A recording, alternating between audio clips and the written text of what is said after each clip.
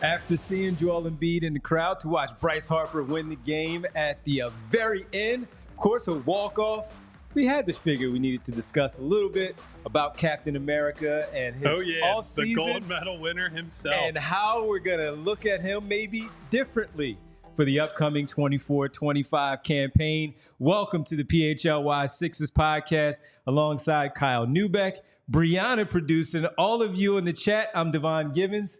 We are without Derek Bodner today as he is dealing with some personal things right now. He shared them, so I guess we can... He's got a flat tire, ladies and gentlemen, so not the most exciting reason to be missing work, but obviously hope that Derek's able to safely get that tire changed, get on off the road, and get your butt back to work, you slacker. You already took your vacation last week.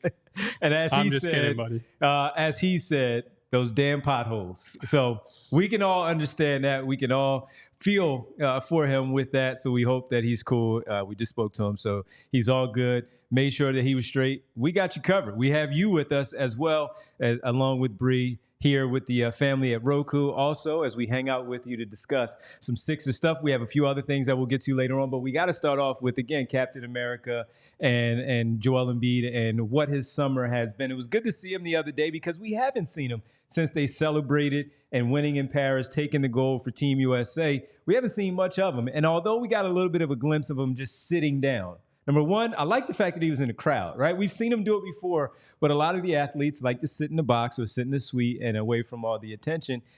I don't know. It's a 9-inning game. I don't know what time he got there. You can be bothered, although he has the security with him. He did have Bub with him at the game. I saw him there. I saw him also. Yes, so he did have his security with him, but that said, he sat in the crowd. He enjoyed the game.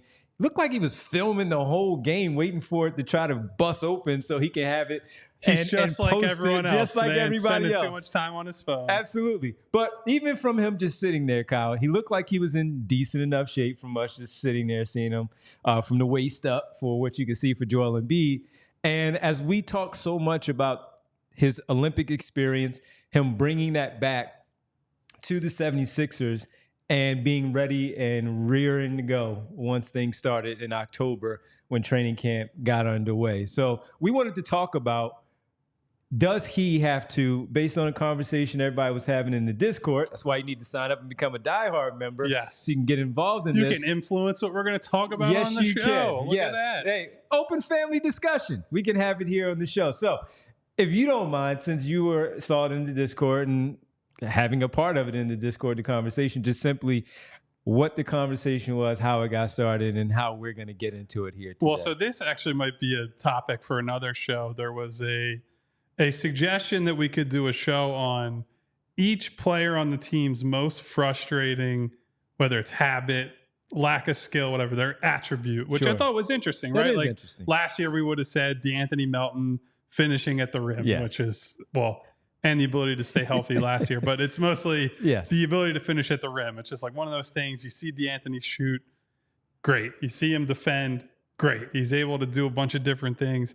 And then he gets past somebody, and it's like, you might as well just flip a coin, and that's going to determine the outcome of the rebound drill. So went on down the list, and then it got to Joel's ability / willingness / commitment to drawing fouls. And there is a distinction, I think, between just simply drawing fouls, which Joel is going to do every single night, right? He's a big dude. Very few guys can guard one-on-one.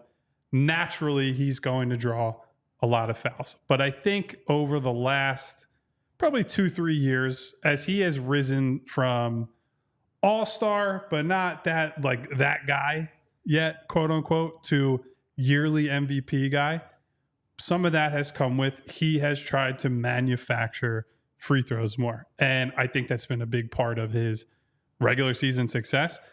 I don't necessarily think that is like the big impediment but standing between him, the Sixers, and a finals run. But there was a discussion in the Discord that came out of that where one of our loyal readers and listeners said he has to stop that in order to win a title. There have been no players who are known for the over-the-top foul drawing stuff. And so I would put someone like James Harden, Joel, Luka, I think, is in that category. And he just went on a finals He run did get to last the year, finals. a really big, successful run. I think sneakily, Shai Gilgeous-Alexander is another one. I love Shai. I love how he plays, but there's a lot of grifting in him too that I think as he stays at this high level, people will pay attention to it. So we wanted to expand that into, what needs to change? Does anything need to change? And we can just start here, Devon, I guess. As you look at that specific thing, that the rip throughs, the pump fakes to get guys to lean, sometimes, and we saw it in FIBA play, which you brought up earlier, there were some moments early in the scrimmages and pool play where he had openings that he didn't take to try to draw a foul. Like there was one on Jokic, I believe, in pool play where had the baseline, could have just gone for a layup or a dunk, and instead try to spin back into Jokic and draw a foul. Refs didn't give him one. So I guess where are you at on Joel's foul drawing tactics in general? And do you think it's a problem at all, or what needs to change about his habits? And there? by the way, you mentioned Shai Gilgeous. I'll add Jalen Brunson in that too, Yes, because I got a lot of that. He is higher than I think Shai on that front. And again, when does it start to be critiqued in the same way that Luka has done it, and of course Joel Embiid? But for me, as you talk about it, taking it back to the Olympics, because this would be something this is part of the reason why Kyle and I, when we did the watch along for the Serbia game, where we had our little back and forth, because Kyle thought it was a foul. I agreed with it that it was a foul, but he didn't play through it. Mm-hmm. And that was the discussion. Kyle was like, give him the foul call, as you are absolutely correct. But he's conditioned because of the way he plays to expect that call. Even if he was playing pickup in the Rico Hines games out there in Los Angeles, he's going to do it and expect the call in that Rico Hines run at UCLA. So for me, and watching him over the years, I think it's a skill, just like Kyle talked about. If you can do it and you can get away with it and you can be rewarded the way that he has, you do it, because not only does it put your team in a good spot, it also puts the team that you're playing against in a really, really tough position because of the foul situation that they are going to be into very quickly. So if it's foul baiting, absolutely. But it's also a smart part of it, just because I'm going to get your front court in trouble here now. And I'm also going to get some of these other guys, these guards that come in and they dig in and they start to reach. They start to pick up these fouls, and you have to go deeper into your bench. That's also going to help us out. So I think it is something that works out for the Sixers and Joel Embiid, because you're taking advantage of something in the rule book, like we talk about. So for the people who also want to be Sixer fans and bring up how Sam Hinkie took advantage of a little thing in the collective bargaining agreement that you can take advantage of, that's the same thing that the player does out there. So I don't mind it when Luka does it. I don't mind it when Joel Embiid does it, because if I had the ability to do so, I would do that too. It's not like we're going to sit there in that commercial where the guy fouls and he goes into the huddle and he tells his coach, I didn't do it. You do it. I hate that damn commercial. Right, I know you do. Competitive. Kyle Neubeck, surprise everybody. Right? So you do it. And if it works, you go ahead and do it. Now, sometimes it does save him a little bit for exerting a certain amount of energy.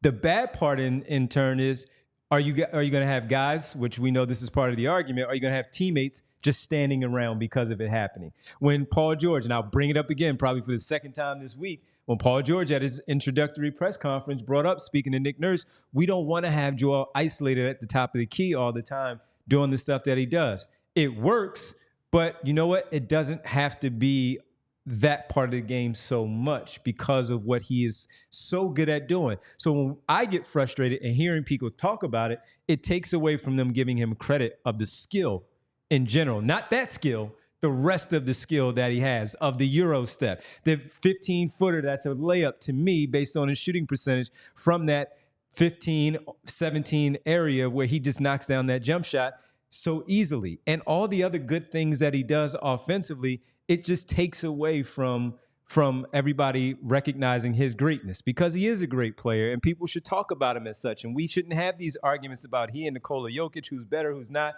and picking apart their games, because it's something that he does that he can do because nobody can stop him. He's a big guy. They have to figure it out. And for all the people who just want him to play back to the basket, turn around, jump hook, and I said I want to see a little more of the jump hook, because if he has that touch, really unstoppable. Mm-hmm. I like it. I think he should continue to do it. But I also think that now that he also has a player in the skill set of now Paul George with him, that it may not be something that he needs to do just as much, because when the attention is on Maxey and George and then the ball swings to him late as a third option, he can just go. And when we saw those plays in the Serbia game and then in the gold medal game for the brief time that he was out there, those quick decisions, grab and go, to finish the dunk where the Serbia coach was ticked off because he thought he traveled because he got by Jokic so quickly.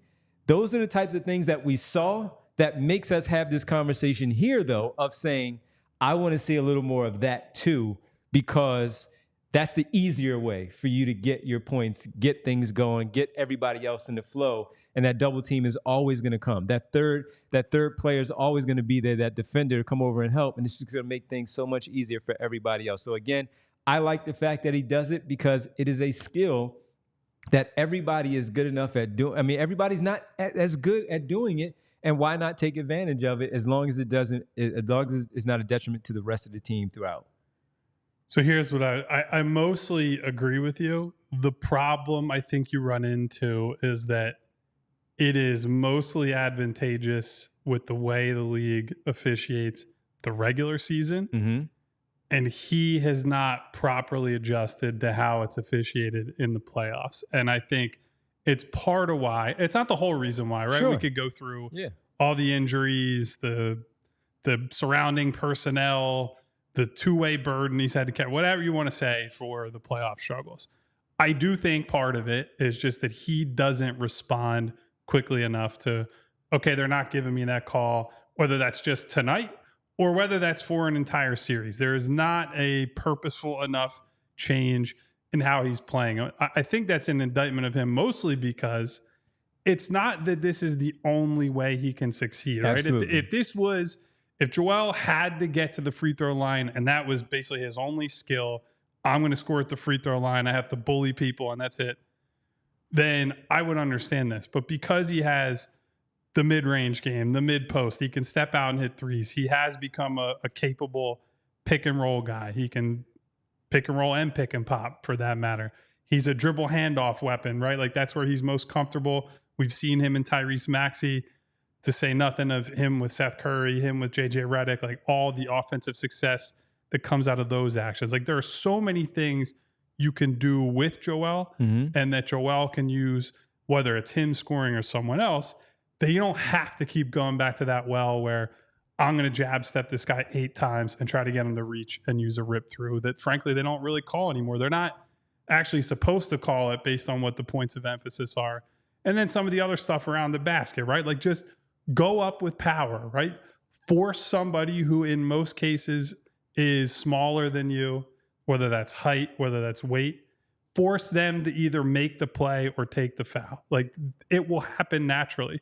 Where I do sympathize with him, he probably gets fouled, let's say 4 to 8 times per game, that just won't get called, right? It's one of the disadvantages, I think, of big men in the NBA over the last, we'll say, like 30 years or so. The league went away from, we're just not calling a lot of stuff in there, right? There was a time when every single touch foul or anywhere, not the hand checking, but everywhere else, is getting called. Now it's like, well, people don't want to watch that. They want a free-flowing game. So if you're dumping it into Shaq 15 times in the first half, if he gets fouled 10, they might call 5. And it's the same phenomenon that Joel has to deal with. So I understand his feeling like, okay, I need to manufacture some, because they're missing a lot of these. And you can see if you're in the locker room with him, you can see the scratches, you can see him where he's been hit. You can see him certainly on TV or at games grimacing during games because he got slapped on the wrist, slapped on the thumb, hit in the shoulder, whatever it is. He gets banged on a lot, no diddy, in the post and down low. And that's just the reality of playing as Joel Embiid does. So I get the want to be at the free throw line more because you feel like you've earned that with all the other stuff. Maybe I should just get a few, we'll call them correct calls, but soft calls elsewhere. I just think once it gets down to playoff time, especially in the last 5 minutes of games, refs basically throw out the rule book, right? It's if you're not bleeding or it's not the most obvious foul in the world, they will not call it. And I think because of that, he has let games happen to him rather than impose his will. It's the way I've been thinking about it this summer as I watched him playing for Team USA. And we all want to see Joel being the guy in those big moments, in a game 6, in a game 7, to win the game because he just imposed his will on the other team rather than being reliant on, well, they didn't get anything out of Tobias Harris. Well, they didn't get anything out of D'Anthony Melton. At a certain point, you want to be like, well, so what? They have the guy who's been an MVP candidate every year. And so I think the foul drawing stuff, the foul baiting stuff, we should say, is somewhat connected to that. And I want to see at least a little bit of a mentality shift from him. Maybe not in the regular season, but at least in the big games, because, on national TV too, they call those differently. They officiate stars differently. When we see Boston, Milwaukee, the Knicks, when Denver comes to town, when they play the Lakers, all the big marquee games throughout the year, ignore the foul stuff. Just full steam ahead, run these dudes over. You are capable of doing it. A play that I was thinking of as you started laying that out is sometimes, and especially with him not having to lift to explode to the basket and dunk, when he's right there. So if he doesn't go up for a dunk, sometimes we'll see him composed, he's poised, he's not really looking for the foul. He just goes up and he taps with 2 hands, lay up, easy 2, go the other way. Make them pull you down. Make them grab, to your point, make them grab your arm and pull you down, but still playing through it and finishing through the contact and getting those 2 points on the board. Gets to the free throw line because you shoot close to 90% from the line and shooting so well as a big man, which again is a benefit for the 76ers, that him shooting so well there, that all of that stuff will come into play. So I will agree with you there when it comes to the postseason and how they officiate. I was looking at somebody, I want to say it was AC Filler, that said that his numbers in terms of his free throw rate. The rate is very similar in a lot of years. In some years, it's like last year, I think it was 13 per game against the Knicks. But I'm talking about rate, not like the amount of attempts. I wanted to point out how many he was getting against the Knicks just to say that. But the rate, you're right, it's about the same and all that. But you're not wrong because the numbers say something totally different from what we watch. When we're watching the game, you're saying, okay, this one's left there, that's left there, that's left there. If he played through that, that wouldn't be a problem here. And they might have won that game. And we would be talking about something completely different and not the points that Tobias Harris didn't put on the board. And my thing is not like don't do it. It's that you have to be selective. You have to be able to do both. You have to recognize, okay, it might be the Pyrrhic victory, right? Like you might get some foul calls here and there. But at the end of the game, at the end of the series, I believe there will be more opportunities that were left on the table or more mistakes that were made because of that mentality. And we'll get into what I think is the actual biggest problem in a little bit. This is just what sparked the discussion, so it's where we were starting. And you did bring up, when speaking about the Olympics, a few times where he wasn't getting the calls, and you could see it when we talked about it during the watch-along. Okay, now I'm pissed. You're not giving me the call. I'm not even worried about the fouls. I'm just going to go and do everything. And that's exactly how we approached it in that second half of the Serbia game. And he helped bring them back with the dominant performance that he had, along with Curry and LeBron James and Kevin Durant. And that's exactly what you want to see. You're not getting the call. Okay, let me just keep playing. And in the end, I'm going to be so dominant that the other team is going to be forced to do those things to organically send me to the free throw line. And that's how he'll get that natural 10, 12 free throw attempts in the game in the playoff performance. We'll talk about what Kyle just brought up, what needs to happen, what needs to adjust, how much the Olympics will or will not help him when we get back to the regular season. Will it help at all? I don't know. Kyle doesn't know, but we're going to talk about it here on the PHLY Sixers podcast. Have to tell you today about our good friends from Indeed. Here, our show today brought to you by our great people from Indeed, driven by the search for better. But when it comes to hiring, the best way to search for a candidate isn't to search at all. Don't search, match with Indeed. All right. Indeed, you hire, right? You need to hire? Well, here you go. You need Indeed, your matching and hiring platform with over 350 million global monthly visitors, according to Indeed data and matching engine that helps you find quality candidates and fast. Ditch the busy work.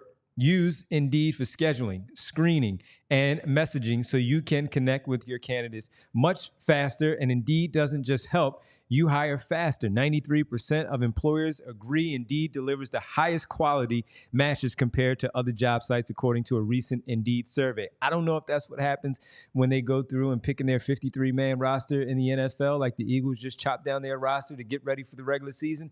I don't know. Maybe Howie Roseman does decide he wants to use Indeed and go that direction to figure out what he needs to do with his roster. If that's what he's doing, I hope he makes sure that he reaches out to Indeed. And listeners of this show will get $75 sponsored job credit to get your jobs more visibility at Indeed.com/AllCity. Just go to Indeed.com/AllCity right now and support our show by saying that you heard about Indeed on this podcast. Indeed.com/AllCity.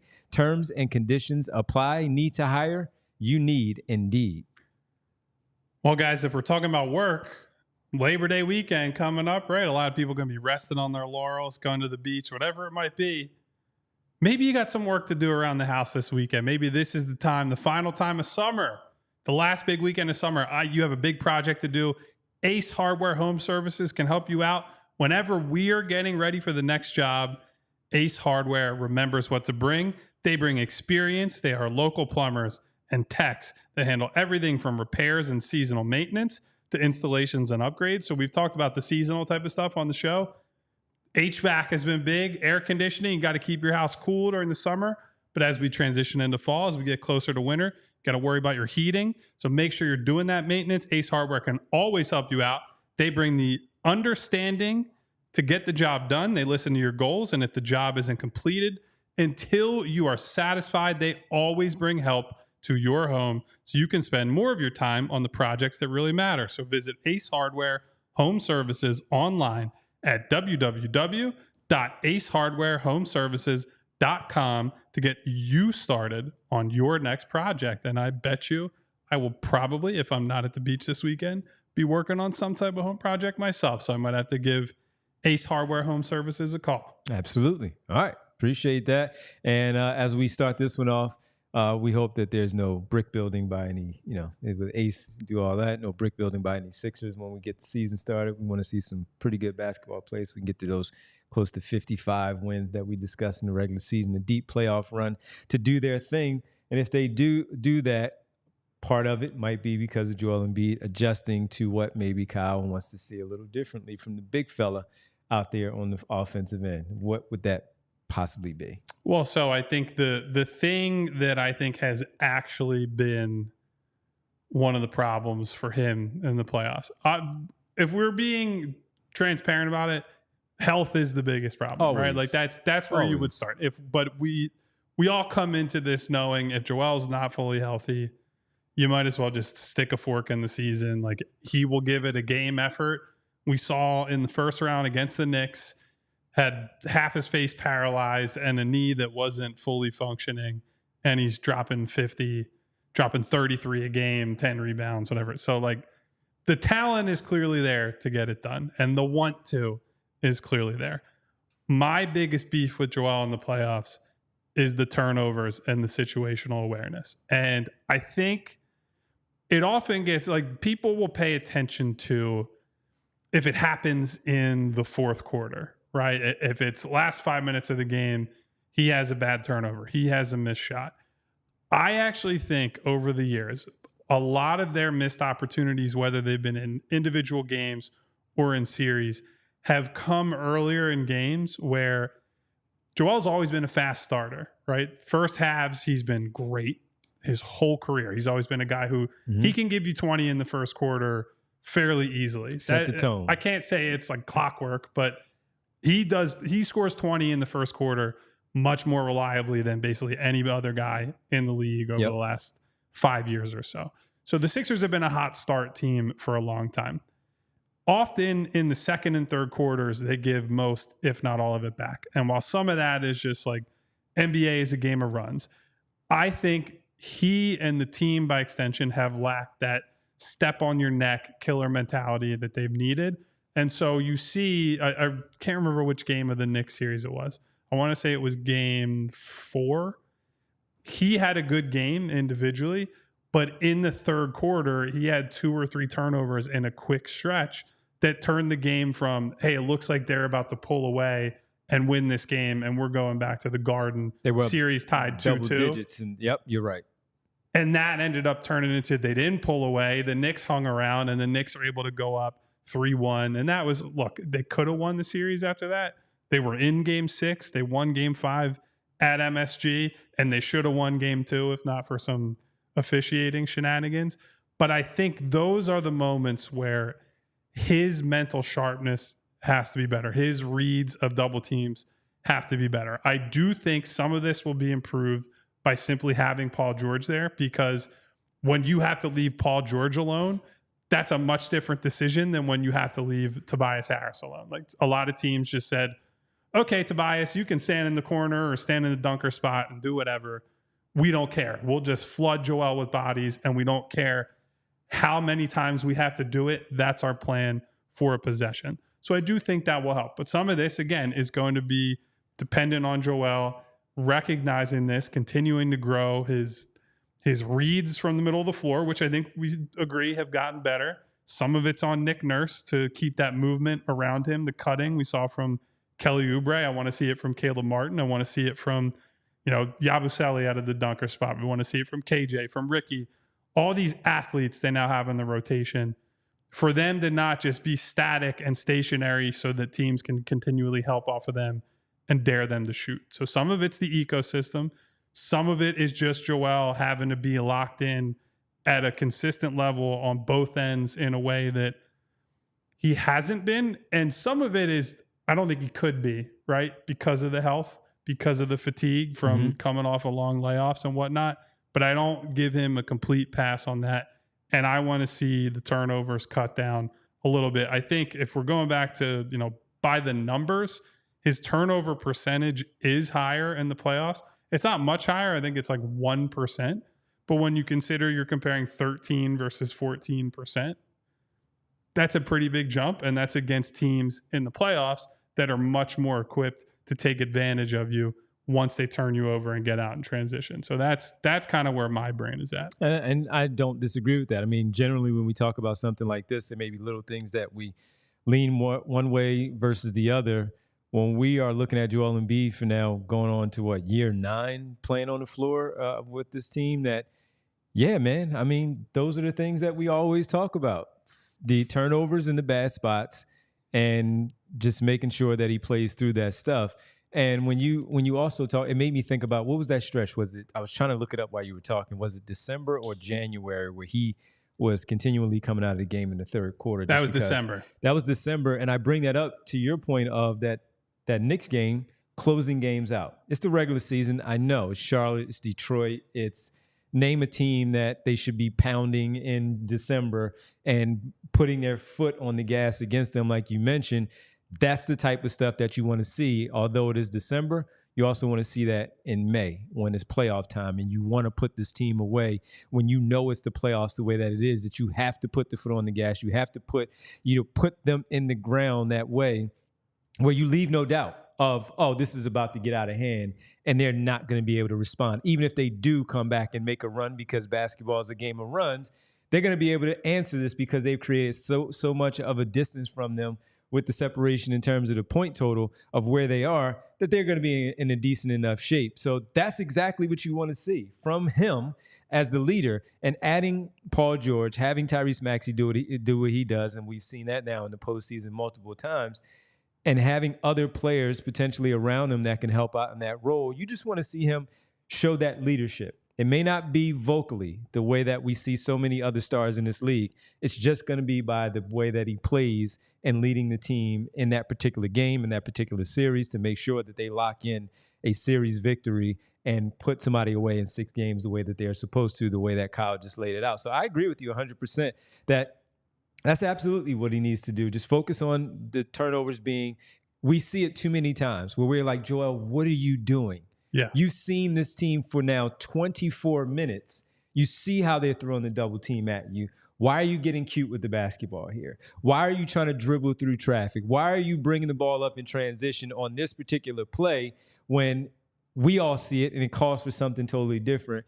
What are you doing? You're now getting away from the entire thing that has made you look as good as you have looked through these first now 28 minutes, where now you want to get in your own head and do all this other stuff and play a little bit of hero when you don't need to. Just play the game, protect the basketball, rebound the basketball in those spots that we also see that it calls for him rebounding the ball as the big man down low. And we know the team can help him out around him, but he has to do those things plus the rebounding to go along with it to make sure that they do secure those victories. So a couple things building off of that. Some of that, as we saw with Tyrese last year, it's about that trust factor, right? Like, so I think the good news is that they've already built that between those two, where if you're worried about crunch time stuff specifically, I think we have already seen enough to see that if Joel is healthy, they get most of, if not all, this team to the playoffs healthy.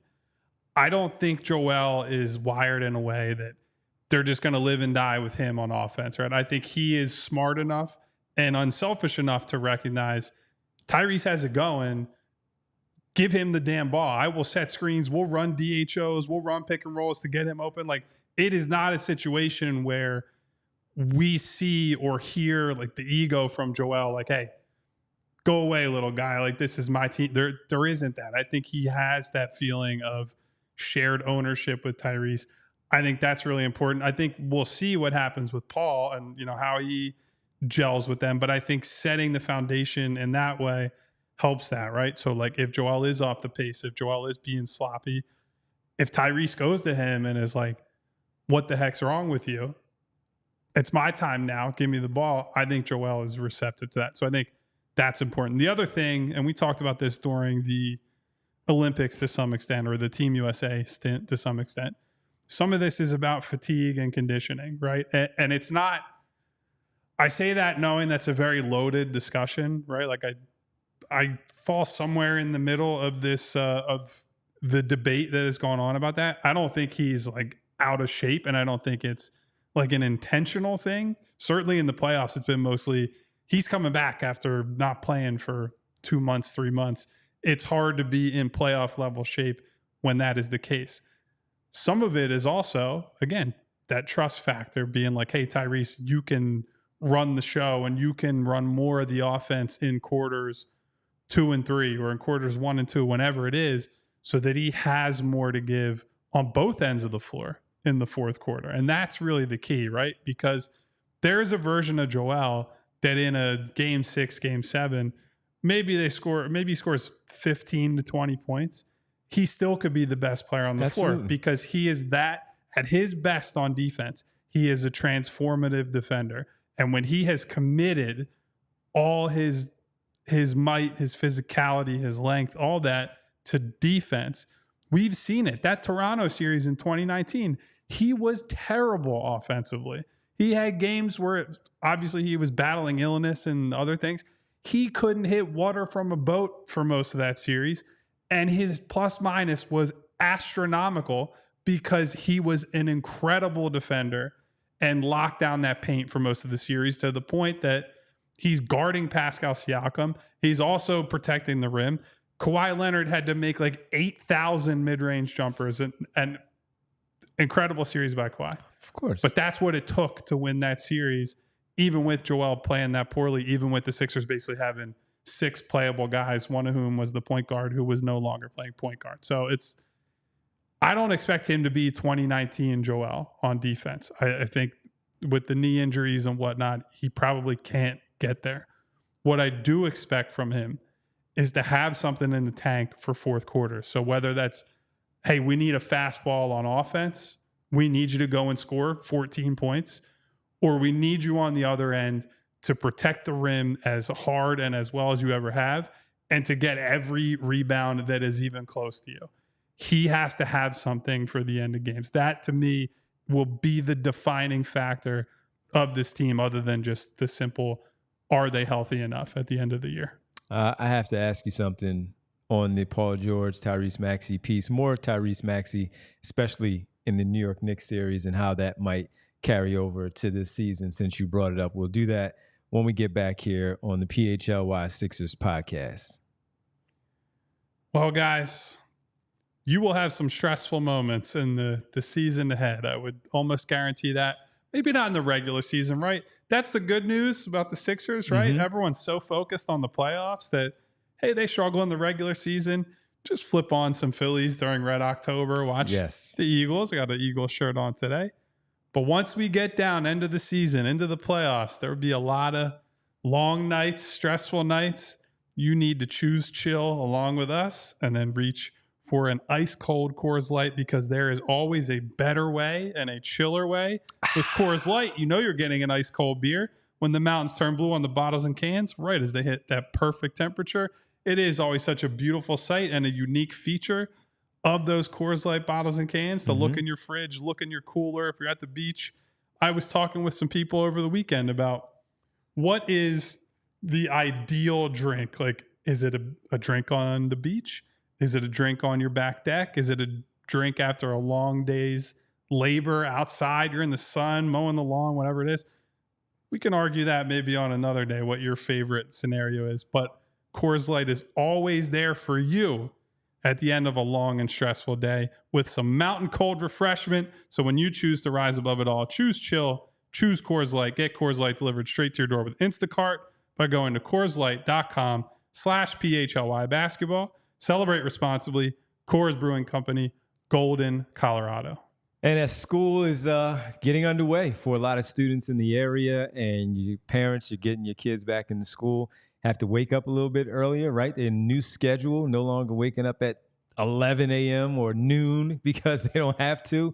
Now they have to get up a little bit earlier, and that wind, that air a little bit different in the morning. So the allergies might start acting up, and we have the place for you to go. And that, of course, is Rite Aid. Fall allergies can begin as early as August. We've been talking about this for a little bit, going all the way into November. The main culprits, plants such as sagebrush, tumbleweed, pigweed, dust mites, pet dander, and fur. And you don't want your kid in school sneezing and carrying on around all these other kids. And yeah, everybody's all annoyed because your kid is the one and they're a little embarrassed. Well, we want to make sure that you're all good. Allergic reactions occurs when your body misidentifies a substance such as pollen, harmful to the body, and then your immune system releases histamines to fight off the allergens. Interestingly enough, these same histamines are also the cause of your allergy symptoms, such as a runny nose, itchy, watery eyes, or wheezing. I deal with it. My daughters deal with it as well. It's a big problem. Half the time when I'm like, Kyle's talking about, hey, come over and do this. Well, I got to take some allergy medicine before I go over because he has a dog. That's just me. That's just how it goes for me. I have to deal with that stuff, and it's tough. But I do. Thanks a lot, Louie. Yes, you prevented Devon from coming over. Even though we love Louie, I will take the medicine in order to go hang out over Kyle's place. But if you're like me and you're dealing with it, or maybe even your kids, and you want to make sure they're straight, you sign up for the Rite Aid Rewards. Emails at riteaid.com. Rewards to receive email pollen alerts for your area so you'll know what you're stepping into on that particular morning, that particular day. How about using a dehumidifier? I have one in the house. How about taking a shower frequently throughout the day once you're in the house, coming from outside, because you don't want to have all of that in your home, especially laying down on your bed, your couch. You don't want to bring that there because that will get you later. Check pollen counts. Keep the windows closed. Use your air conditioner when you can, and wear a protective mask when you're out there gardening. I'm not gardening, but you can for sure. All right, try nasal rinse to help flush out the nasal passages as well. And 1 to 2 weeks before pollen allergies are expected to be high, try some nasal pumps there, the nasal rinse, few other things, some other Rite Aid brands such as Flonase as well, to make sure you clean out your system, to make sure you're all good for the allergy season. Still not enough relief? Well, you can ask a Rite Aid pharmacist if a different type of allergy medication is available, like a decongestant, might be necessary for you. You can always ask your Rite Aid pharmacist for recommendations on ways to get relief during allergy season. Sixers sure need a decongestant for their offense in the playoffs. But they're allergic to certain things in the playoffs. Yes, they are. Yes, they are. By the way, darkness is all. I'm not using the Charlie Murphy pronunciation yet because of reasons, but darkness always hating on the fact that I'm wearing shorts. Buddy, it's 95 degrees 95 out. degrees. You want me to wear pants when it's 95 degrees? 95. What are you talking about? 95. All right, you got to have shorts on. We're not doing serious business here. I'm not. This isn't Wall Street. I don't need to wear a suit. Come on. No. Who am I, Gordon Gecko? What's going on here? Come on, Darkness. You have shorts on too. Stop. Come on. Coming in here with Charlie Murphy and the Jerry curl. By the way, God bless, rest in peace, Charlie Murphy. What a funny guy. Yes, he is. Yes, he is. We love Darkness though. Always fun. Yeah, always love. But when you're hating, he's like, he's making fun of my pale legs, which that's fine. But on a 95-degree day, we're not going to sit here and be like, "Why aren't you wearing pants?" But I don't know. But admiring mine. So I don't know. I don't know what's happening. Admiring mine. My question that I wanted to ask you, because when we saw Joel Embiid do exactly what you pointed out, which was defer to Tyrese Maxey in the Knicks series. We know a lot of that was injury related. We also know a lot of that was because Tyrese Maxey had it going on. Which do you think it really was as you looked at it in the moment? I know we talked about it, but we're now in August and you brought it up. Do you think it was more? I know he trusts him. I'm not questioning that. But how much do you feel like he had to do that just because of the injury and he had no choice? Otherwise, we might have seen the Joel that you were talking about where he tried to force certain things. I think the vast majority of it is just recognition of hot hand and trusting Tyrese. I think when you hear Joel talk glowingly about Tyrese for basically 2 years straight, and when he goes through a season where, at least the first half when they're both there, those games you're talking about in December mostly, where his night is done after 3 quarters. A big reason for that is that Tyrese at the start of the fourth or even at the end of a third, if you're getting him extra rest, close it out. He's just killing that other team for 3-4 minutes. And the lead goes from maybe it's like 15, it's 25. Maybe it's like 18. It's 30. He hits them with that one final combination of blows and the game is over. And so I think when you see that enough, when you see the other part of it too, and I know we bring this up a lot, but it's always worth repeating. Joel knows how hard Tyrese works, right? And I think it's easy for us to just sit here and say that, like, how important it is. It's how he's grown, and it's why he's now this great shooter versus just being like decent or is not shooting enough, whatever it is.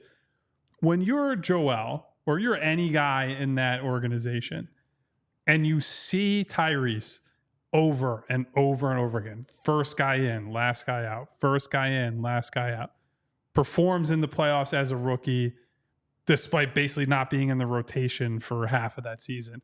The 7-guy COVID game, scores 40 points out of nowhere, is like his big arrival moment. Last year, chips are down. He has an unbelievable performance at MSG. Like, there are just so many examples over the years that Tyrese's work ethic and basketball character have shown through. And so I think that makes it so easy for Joel to just be like, I believe in this guy. I don't have to think twice about, if I get doubled and I see Tyrese is open, that's the easiest decision in the world. Just swing that ball to him. Again, it's a lot different when it's Tobias, it's DeAnthony Melton, or any one of these other, Danny Green, where some of these guys have had great games and some of them are high-level role players. But sometimes they shoot 2 for 9. Robert Covington is another one. He had some ugly playoff games for the Sixers. And so I think there is a genuine belief in Tyrese. And I think that is great as a starting point for the whole organization. So I think the next step is going to be, where does Paul fit in that? How quickly does he build that trust with Joel? Because I don't think that was like, Joel always encourages other guys to shoot. You hear it from him all the time at press conferences. I talk to him about it in the locker room and whatnot. He's always begging other guys to shoot. He wants them to take the pressure off of him.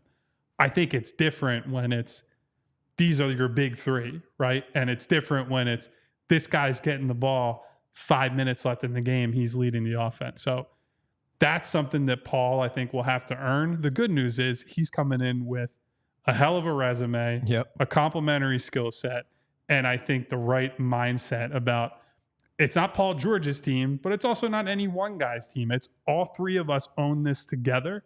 And so it's up to the 3 of us to work out these responsibilities and pick our spots as a group. Something Paul got asked by Chet Holmgren on that podcast, talked about it previously. Who's taking the final shot? His answer was, who's Nick drawing the playoff for? And, I know in their heart of hearts, answer. all those guys will want to take the final shot. But Yes. I do think deep down, they're also wired in a way that as long as Nick designs something coherent, as long as all the mouths are being fed, everyone's going to get on board. And certainly Joel will be a leader on that front. There'll be enough games where each of them will close out the game and win the game. So it doesn't have to be this one on this particular night. It'll be one on another night because there will be enough close games, not only against the good teams when we speak about Denver, Dallas, Boston. Yeah, you're going to have a close game against Detroit one day, Washington for whatever reason because you took them lightly, who's going to close the game out. And as you said, it's a funny thing because how do players really gain that trust? Certain skill sets or why you're on the team? Do you have players that do certain things better than others? Like, it made me think about Matisse Thybulle. He would tell Matisse Thybulle to shoot the jumper when he was wide open. He would encourage him.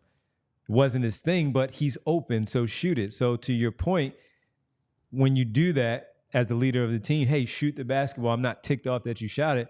But when you don't and you start to hesitate, then or you miss him, then it's like, then he's going to hesitate. There's that moment of hesitation in his head. And now I'm hesitating to pass the basketball to you. Yes. Because you are not doing what you're supposed to do at this time and make sure that shot is there. But that's the dynamic of just being a basketball player and that level of trust that you can pick it up just like that and it can be taken away from you just as quickly if you don't do what you're supposed to do. And it's like, look, it's in any line of work, but also certainly in sports, right? If you're a quarterback and you have three like comparable wide receivers, right? And one of those guys in theory is supposed to be good, but when you've gone to him in fourth quarters in the past, maybe he's dropping the ball, maybe he can't get separation, whatever it is. And the one guy, maybe he's like a less talented guy, but he's more of I'm a possession guy. I'm a Jason Avant type guy. On third downs, if that ball hits my hands, if you put it where it needs to be, that's coming in. Right. They are going to get the ball more. It becomes a feedback loop. And so I think Tyrese he's solidified, right? Fine. Like he's an all-star. Even when you bring up the Paul George piece, he recruited him to be here. He trusts him. He wants him here. Yes. So it's going to come down to, on some level, the other guys. Does he trust Kelly Oubre? Sometimes. That's a good question. I mean, I think mostly, but when you shoot you also 32% from three, it can go left. It is, yeah, right. Yeah. I think the difference with Kelly is that Phil W. My bad. Kelly is enough of a competitor and is so the thing that I always say we love about Kelly, that I love about Kelly, if he misses the first five, he puts the sixth up believing that shot is going in, and there is not hesitation. Yeah. And that is a key point of separation between a role player a guy will trust and keep giving the ball to, and a guy like Tobias, like Matisse. I know they're different players, different skill sets, but Tobias misses his first 2 threes in a playoff game. You're not getting another one. Kelly misses 5. He's putting up 4 more if he's open. Like, he does not care. And as much as it would hurt to watch Kelly Oubre or any other role player miss 9 straight threes in a playoff game, you need players who are wired that way to win in the playoffs. It's why Danny Green won with a bunch of different teams, right? He was on great teams, but he would shoot 10 times even if he was 1 for 10 because he knew that's what Tim Duncan certainly needed. When you're playing with a LeBron and an Anthony Davis, that's what they need. He knew that's what Joel needed.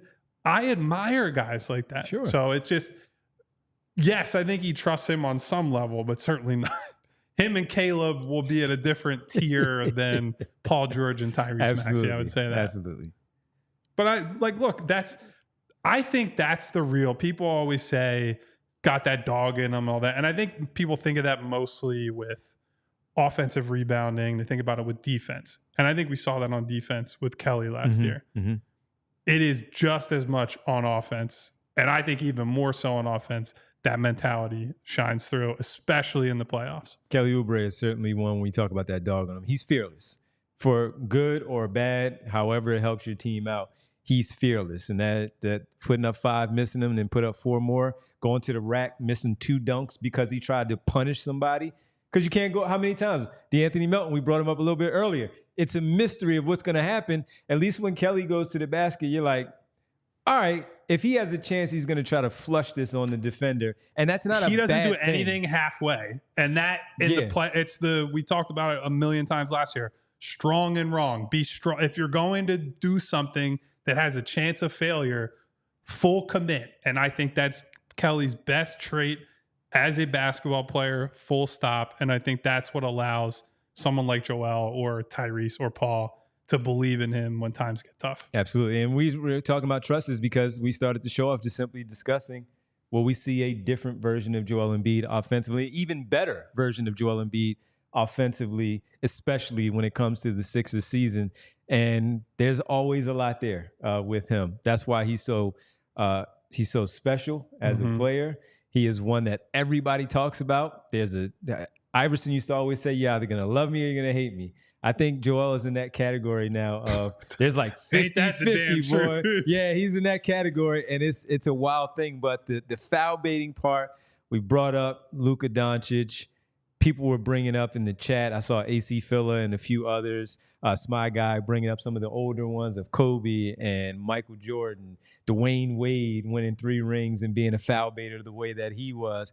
Everybody, the greats do it, and the greats get away with it. The greats get the calls. That Dwayne Wade pump fake into the, oh my God. He got so many guys on that same move over and over and over. And I'd be watching games, and I didn't even have like a rooting interest.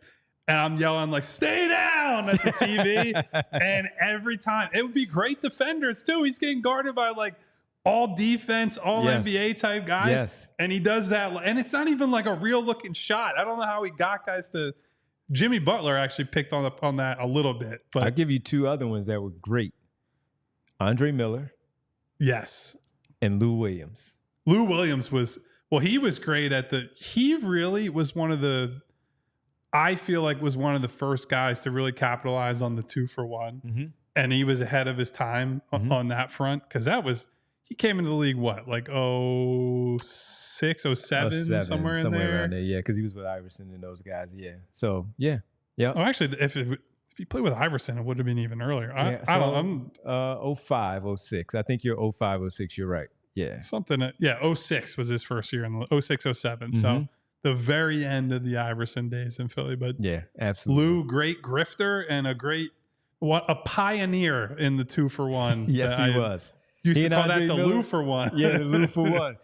He and Andre Miller, I thought, were 2 of the best smaller guards to do that, and effectively the way that they did. Super chat coming in here from our buddy Shahid. What's up, Shahid? Wrong and strong, like Ric Flair off the top rope. Nature boy Ric Flair, baby. No doubt about it. One day I will do it's at the end of a Kendrick Lamar, Dom Kennedy song. I can't remember the name of it right now. His one rant where he's talking about he's got a limousine around the block and he's the world champion. And yeah, I think I started doing it the one day on the show, making fun of Nuggets fans or something. But one day I'll dress up as Ric Flair for Halloween. Yeah. And look at that. That'd be great. I actually met Ric Flair at a Wing Bowl one year. Did you? Random, yeah. Because when I was doing stuff for WIP way back, it's just like, it's like all hands on deck type of deal. And I was working Wing Bowl, and he was like one of the surprise guests. By the way, Wing Bowl was out of control. It was sure something. It was real. It was real. See, being 5 feet away from Ric Flair going, whoa, was unbelievable. Foul baiting, Gene and Martian Lynch. Ferk getting some love in there. He did have a nice... Martian said Ferk Nowitzki. Because he would do that. He would do it, and the lean in would always get those guys on the lean in with Ferk, especially at 6'6", 6'7". And how quick he was, he would definitely Rich P named it We Ball by Dom Kennedy and Kendrick. I love Appreciate that song, Rich. I could not remember. I have not listened to the Yellow album in a while, but I knew that was at the tail end of because it comes off of Kendrick does the second verse, and then he does this like long cackle, and Ric Flair comes in. The bottom line is... Oh, man. All right, before we get out of here, Bree is back. So Bree had a couple of things for us at the end of the show. We get one of the silhouettes maybe up here to see if Kyle and I can get into a back and forth, a little Are argument. we going to argue about left foot versus right foot again? Left foot, right foot. Maybe. Let's see who Bree has for us before we start to give our roll call here today. See who Bree throws up. Oh, all right. So it's just dribbling. I go first. Can I go first? Yeah, go for it. Steph Curry. That's it. I was going to say, it looks like Steph's head. Yeah. Look at that. Look at that. Knock that Right one right out of the away. park. I got another one really quick if you want it. Bree says she has another one. Let's go for the next one. Okay, All we'll go for a number 2. All right, let's see. Is that one. Andre Iguodala? No, It's Kevin Durant. it is. 2 for 2. You know I'm a Kevin Look at Durant guy. The long arm was... You know I'm a Kevin Durant guy, so I had to get that one in there. That's it, right there. 2 for 2 for us here. Do we want to touch on the Jared McCain? I didn't know if you wanted appearance to maybe on do that a little bit tomorrow since we were running out of time, but we have like 2 minutes to throw in there. It was interesting to listen to it, but it wasn't like an especially mind-blowing podcast for if you're looking at it from a Sixers fan perspective. Yeah. I said to you, we were in the parking lot about to leave. Was it yesterday or 2 days ago? Mm-hmm. And I was like, my favorite thing from Jared McCain's appearance on Podcast P was he got asked about his origin story on TikTok. And his explanation was basically like, well, I saw other people doing it. And I thought to myself, I'm better looking and I can dance better. And I just like burst out laughing. It's like, it's really simple, but wrong. like I respect it. So good for you, Jared McCain, for having the self-confidence in both your looks and your dancing skills to put yourself out there. And I will say, we're not going to talk much about the nails and the TikToks this year, hopefully, but I want to remind people once again, the amount of time other players around the league spend on like video games and things like that. I'm certainly not judging there because I play a lot of video games. Jared McCain spending some free time on TikTok has no impact on whether he's going to be a good basketball player or not. So I think he seems like a really, I was going to say, he seems like a really thoughtful kid, good approach, good. Seems like he comes from a good family. Like they raised him to just kind of be, just be yourself and embrace yourself for that. And this is not even us being in Las Vegas, seeing him at practice, being able to talk to him after the game or anything. This is just sitting there watching him with Paul George and 2 other people on that panel there, that he just seemed like a really good guy, which we already knew, sitting there just having a conversation like a cool dude. And that's it. He said he brought up the nail stuff. A lot of GMs, and they didn't even ask him about it. And he was like, okay, cool. And I hope that's the same way as you pointed out this year, that's not even a question mark when it comes to just a guy playing basketball and trying to help the team. He said he wants to space the floor for, he said, you, Paul George, Maxey, Embiid, and everybody else, and do his job out there and get things done. I think he seems to be about the right things. Yep, that's absolutely. all you can hope for. And that's why they drafted him, not just for his outside shooting, but I have to think that the personality and being a good dude just came into that as well. All right, let's get to it.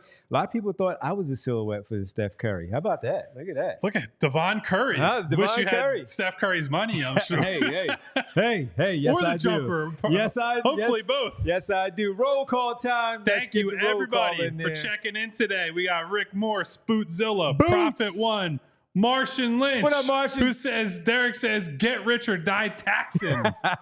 Oh, what my up, goodness. We got Eugene Ross, the Comcast King from yesterday. Gene, what's happening? We got Darkness. Whoa. Charlie Murphy. Turn it down. In the building. We got Money Mar. We got what up, Mar? Jess. We got my girl Winona. Hey, Jess, we got Eden the Remix. Val. Mr. Sandman. AC Filla. AC Filla. Active in the chat, I saw Neil AC Deaver. Filla. We have shout out to Ric Flair, by the way, who we talked about for a while today. BC, who's rooting for the Lakers. How'd you end up here, but he buddy? did say beat Boston. No, He said beat Boston. There you go. We're in it together. Unified. Brian Knight, Rich P, the What Kendrick up, Lamar Rich? and Dom Kennedy fan. What up to you, Rich? Hey, Val. Thank you to Val Host. Thank you to Shahid for the super What up, chat Shahid? Did today. you see Jaden in there? Jay was in there today, our buddy, young fella. Thank you. Jay. Thank you. Yes. Thank you, Jay. Everyone else, thank you for being here. Hit the subscribe button on the way out. Hit the bell icon so you're notified when we go live. Hit the thumbs up, and Derek will fix his flat tire. Thank you, Bree. Goodbye. See you, Roku. We all silly like the mayor.